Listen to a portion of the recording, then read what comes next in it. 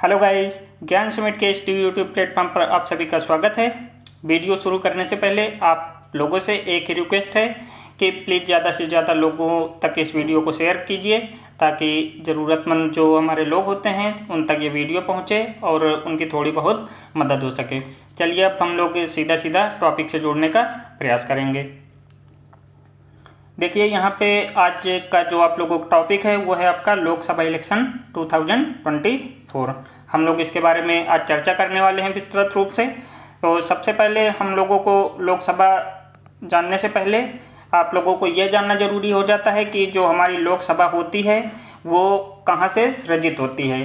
तो हम लोग उसी के बारे में आज चर्चा करेंगे कि जो हमारी संसद होती है, ठीक है, संसद के थ्रू ही हमारी लोकसभा का निर्माण होता है।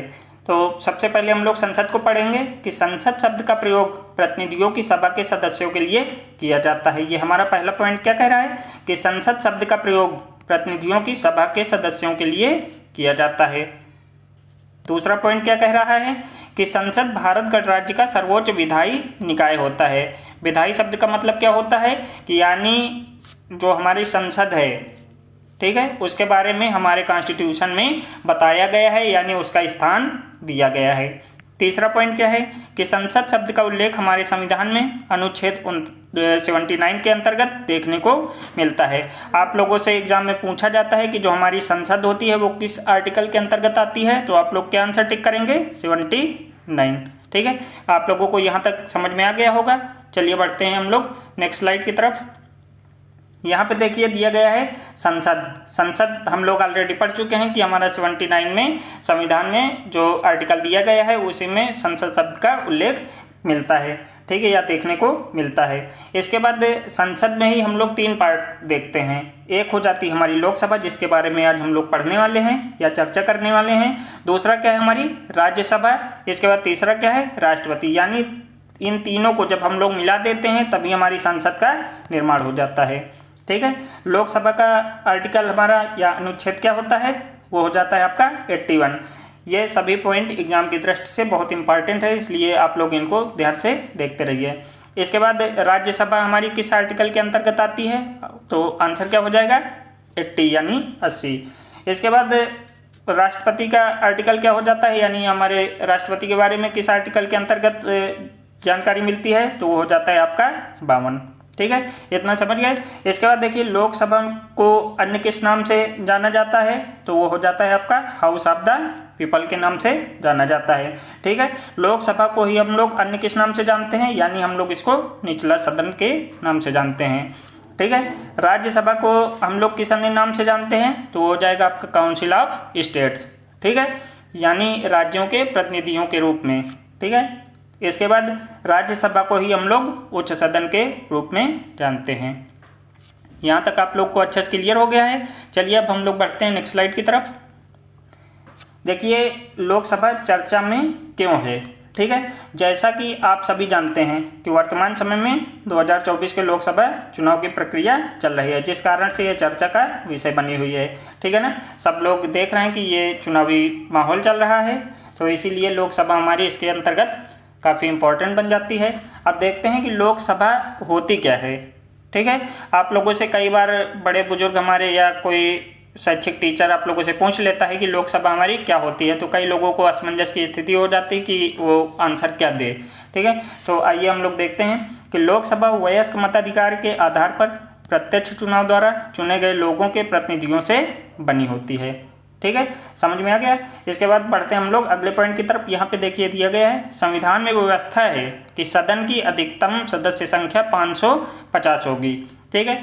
आप लोगों के दिमाग में आ रहा होगा कि हम लोगों ने तो पढ़ा है 552, है ना, ये दिमाग में आ रहा होगा, लेकिन यहाँ पे तो दिया गया है 550। तो आप लोगों को बताना चाहूँगा कि 104 यानी 104वां संविधान संशोधन हुआ था, जिसके साथ ही जो हमारे राष्ट्रपति द्वारा 2 एंग्लो इंडियन, ठीक ना, इनको मनोनीत किया जाता था, तो संवैधानिक रूप से उसे निरस्त कर दिया गया है।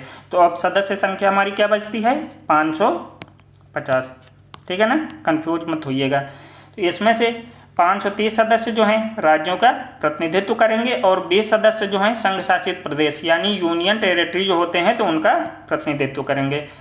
पॉइंट अच्छा है, आप लोग इसे अच्छे से ध्यान रखिएगा, ठीक है ना। इसके बाद वर्तमान समय में सदन की सदस्य संख्या 543 है। लोकसभा का कार्यकाल यदि इसे भंग न किया जाए तो इसकी प्रथम बैठक के लिए नियुक्त तिथि से 5 वर्ष होती है, यानी जिस तिथि को लोकसभा का कार्यकाल स्टार्ट होता है तो अगले 5 साल तक उसी तिथि तक वो कार्यकाल उनका चलता रहता है, ठीक है। यहाँ तक आप लोग समझ गए होंगे। आइए बढ़ते हैं हम लोग नेक्स्ट स्लाइड की तरफ। देखिए यहाँ पे कई बार आप लोगों से पूछा जाता है कि लोकसभा के कार्य क्या हैं, हम लोग इसे क्यों चुनते हैं। तो स्लाइड के माध्यम से आप लोग देखने का प्रयास करेंगे और जानकारी लेंगे कि जो लोकसभा के हमारे कार्य होते हैं कौन कौन से होते हैं। विधायी कार्य होते हैं, संशोधन संबंधित कार्य होते हैं और कार्यपालिका पर नियंत्रण रखना होता है, ठीक है। ये इसके कार्य हो जाते हैं। अब हम लोग लोकसभा के कार्य देखें तो अब इसकी शक्तियाँ भी देख लें कि लोकसभा की शक्तियाँ क्या होती हैं। सबसे पहला पॉइंट क्या दिया गया है, किसी भी विधेयक को विधि बनाने के पूर्व लोकसभा की स्वीकृति जरूरी होती है, ठीक है ना। यानी कॉन्स्टिट्यूशन में कोई भी चीज़ डालने के लिए या उसमें ऐड करने के लिए किसकी स्वीकृति आवश्यक होती है, यानी लोकसभा की, ठीक है। कोई भी नया कानून बनाना होगा तब भी लोकसभा की स्वीकृति जरूरी होती है, ठीक है ना। इसके बाद दूसरा पॉइंट क्या है, लोकसभा अपने अध्यक्ष और उपाध्यक्ष का चुनाव स्वयं करती है, ठीक है। तीसरा पॉइंट क्या है, लोकसभा के निर्वाचित सदस्य राष्ट्रपति के चुनाव में भाग लेते हैं, यानी लोकसभा में जो निर्वाचित होकर हमारे सदस्य जाते हैं वो राष्ट्रपति के चुनाव में भाग लेते हैं। हालांकि इसमें और भी लोग भाग लेते हैं जिनके बारे में हम लोग किसी अन्य वीडियो में चर्चा करेंगे। हम लोग यहाँ पे लोकसभा पढ़ रहे हैं तो लोकसभा के बारे में ही हम लोग यहाँ जानने का प्रयास करेंगे। इसके बाद चौथा पॉइंट क्या है कि भारत की निधि में धन जमा करना व निकालना यानी नियंत्रक की भूमिका कौन निभाता है, तो वो हमारी क्या हो जाती है, लोकसभा, ठीक है ना। इसके बाद अगला पॉइंट क्या है, भारत सरकार द्वारा धन उधार लेने का या कोई प्रत्यभूत देने का विनियमन संशोधन करने का कार्य कौन करता है, तो वो भी आपकी क्या हो जाएगी, लोकसभा। अगला पॉइंट क्या है, लोकसभा राष्ट्रपति के विरुद्ध महाभियोग लगा सकती है। इंपॉर्टेंट पॉइंट है, याद रखिएगा। इसके बाद अगला पॉइंट क्या है, भारत की संचित निधि या भारत के लोकलेखे में से धन प्राप्त करने का कार्य कौन करता है, लोकसभा के अंतर्गत ही ये सब कार्य किए जाते हैं, ठीक है ना, ध्यान रखिएगा। अगला पॉइंट है कि मंत्रिपरिषद केवल लोकसभा के प्रति उत्तरदायी है। इंपॉर्टेंट है, ठीक है, इसको अच्छे से कहीं नोट कर लीजिएगा। सीधे सीधे एग्जाम में पूछा जाता है कि मंत्रिपरिषद हमारी किसके लिए उत्तरदायी होती है। वहाँ पे ऑप्शन आप लोगों को दिए रहेंगे कि राज्यसभा, लोकसभा, ठीक है, राष्ट्रपति के प्रति या प्रधानमंत्री के प्रति। तो आप लोगों को आंसर क्या टिक करना होगा, लोकसभा के प्रति जिम्मेदार होती है, ठीक है ना। इसके बाद अविश्वास प्रस्ताव सरकार के विरुद्ध केवल लोकसभा में ही लाया जा सकता है। ये भी क्वेश्चन आप लोगों को बनता है कि अविश्वास प्रस्ताव कहाँ लाया जा सकता है, तो वो आपका लोकसभा में लाया जा सकता है। अच्छे से आप लोगों को समझ में आ गया होगा। चलिए हम लोग बढ़ते हैं नेक्स्ट स्लाइड की तरफ। यहाँ पे देखिए हम लोगों ने पढ़ा लोकसभा के कार्य क्या हैं, उसकी शक्तियाँ, ठीक है ना, कैसे इसका निर्माण होता है। तो अब बात आती है कि हम लोग कभी चुनाव लड़ना चाहें तो हमें पहले से जानकारी होनी चाहिए कि लोकसभा उम्मीदवार बनने के लिए जो योग्यता होती है वो क्या क्या होती है। तो हम लोगों को कोई भी दिक्कत नहीं होगी चुनाव लड़ने में, ठीक है ना। आइए पहला पॉइंट देखते हैं कि भारतीय संविधान का अनुच्छेद 84 यानी 84 लोकसभा का सदस्य बनने के लिए योग्यताएं निर्धारित करता है। इंपॉर्टेंट पॉइंट है, आप लोगों से एग्जाम में पूछा जाता है, पूछा जाएगा आने वाले एग्जामों में, ठीक है ना, कि अनुच्छेद 84 जो है लोकसभा का सदस्य बनने के लिए योग्यताएं निर्धारित करता है। अगला पॉइंट क्या है, लोकसभा चुनाव लड़ने के लिए व्यक्ति को भारत का नागरिक होना अनिवार्य है, ठीक है ना, यह भी एक अनिवार्य शर्त है। तीसरा पॉइंट क्या है, लोकसभा चुनाव लड़ने के लिए व्यक्ति को कम से कम 25 साल का होना अनिवार्य शर्त है। यानी आप लोगों से पूछा जाता है कि लोकसभा चुनाव लड़ने के लिए व्यक्ति की जो एज होती है वो कितनी होनी चाहिए, तो कम से कम उसकी एज 25 साल होनी चाहिए, ठीक है ना। इसी तरह राज्यसभा का चुनाव लड़ने के लिए उसकी उम्र क्या होती है, तो वो आपकी हो जाती है 30 साल, ठीक है। इसके बाद राष्ट्रपति का चुनाव लड़ने के लिए आपकी उम्र क्या होती है, वो आपकी हो जाती है 35 साल। तो ये सभी फैक्ट हैं, आप लोग ध्यान रखिएगा।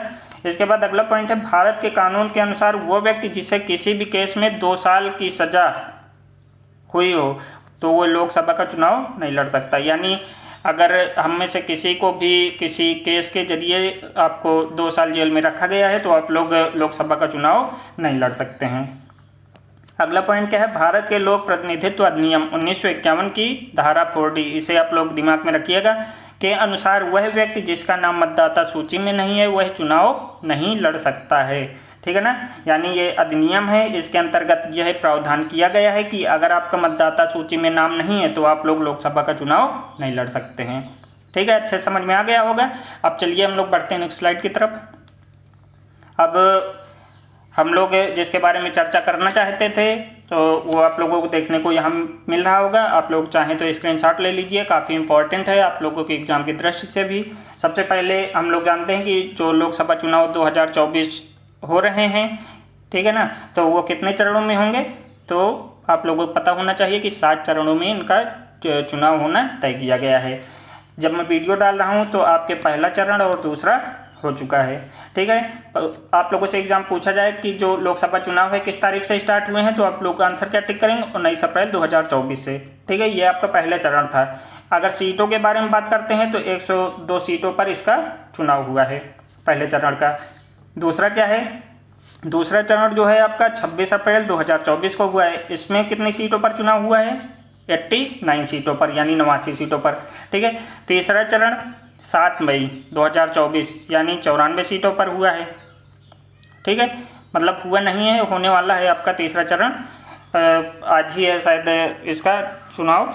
और चौथा चरण जो है आपका 13 मई 2024, ठीक है, यानी 13 मई को आपका चौथा चरण हो जाएगा जिसमें 96 सीटों पर आपका चुनाव होना है। पांचवा चरण 20 मई 2024 को होना है, इसमें कितनी सीटें हैं, 49 सीटें। छठा चरण आपका 25 मई 2024, इसमें कितनी सीटें हैं, 57 सीटों पर आपका चुनाव होना है। और अंतिम आपका 7वां चरण जो है 1 जून 2024 को 57 सीटों पर चुनाव होना है। यानी आप लोग पहली डेट और लास्ट की डेट याद रखिएगा कि पहला जो लोकसभा चुनाव है वो किस तारीख को हुआ है, 19 अप्रैल को, और लास्ट आपका कब हो रहा है, 1 जून को। ठीक है ना। और अब हम लोग इसके रिजल्ट की बात करते हैं कि 2024 है तो इसका रिजल्ट कब आएगा, यानी इसकी मतगणना कब होगी, तो आपका कब होगी, 4 जून को। इस डेट को भी आप लोग याद रखिएगा। ठीक है, यहीं से हमारे वीडियो का अंत होता है। आशा करता हूँ आप लोगों को वीडियो पसंद आया होगा। अगर पसंद आया है तो please like, subscribe and share. ठीक है, अब जो भी आपके आने वाले एग्ज़ाम है, अभी तो फिलहाल आपके यूजीसी नेट के एग्ज़ाम होने वाले हैं, तो जो भी आपके कंपटीशन से रिलेटेड सब्जेक्ट हैं, जैसे आपका हिस्ट्री हो गया, पॉलिटी हो गया, आपका जियोग्राफी हो गया, इकोनॉमी हो गया, तो मैं कोशिश करूंगा कि इनके कुछ वीडियो जो हैं आप लोगों को उपलब्ध करा दूं। तो आपके एग्ज़ाम के लिए जो भी इम्पोर्टेंट क्वेश्चन हैं आप लोगों को एग्ज़ाम से पहले मिल जाएंगे। ठीक है, चलिए मिलते हैं नेक्स्ट वीडियो के साथ। तब तक आप सभी लोगों से विदा लेना चाहूँगा। चलिए बाय।